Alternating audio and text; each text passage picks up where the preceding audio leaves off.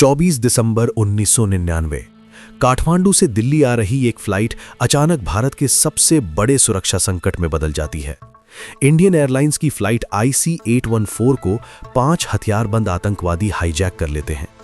150 से ज्यादा यात्रियों की जिंदगी अब कुछ अनजान लोगों के हाथ में थी और दिल्ली में शुरू हो चुकी थी एक बेहद गुप्त और बेचैन करने वाली रात। दिल्ली में तुरंत एक क्राइसिस मैनेजमेंट ग्रुप बनाया गया। इसमें रॉ, IB, NSG और सरकार के सबसे बड़े सुरक्षा सलाहकार शामिल थे। हर मिनट नई खबर आ रही थी, हर फैसला देश की सुरक्षा से जुड़ा था।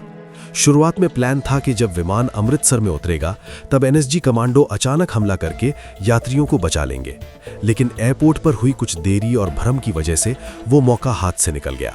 विमान फिर उड़ गया और एक बड़ा ऑपरेशन शुरू होने से पहले ही खत्म हो गया। इसके बाद फ्लाइट लाहौर, दुबई होते हुए अफगानिस्तान के कंधार पहुंच गई, जहां उस समय तालिबान का नियंत्रण था। अब स्थिति और भी खतरनाक हो चुकी थी। दिल्ली में रॉ के अधिकारी और NSG कमांडर लगातार मीटिंग कर रहे थे। एक गुप्त योजना पर चर्चा हुई, कंधार में रात के अंधेरे में स्पेशल फोर्सेस भेजकर विमान पर हमला करने की।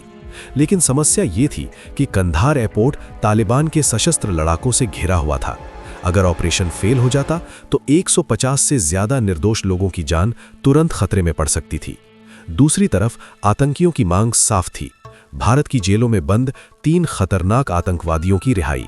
सरकार के सामने एक असंभव सा सवाल था, क्या देश झुकेगा या जोखिम लेकर एक खतरनाक सैन्य ऑपरेशन करेगा?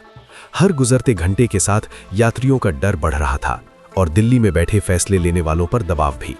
आखिरकार कई दिनों की बातचीत और तनाव के बाद सरकार ने एक ऐसा फैसला लिया जिसने पूरे देश को हिला दिया।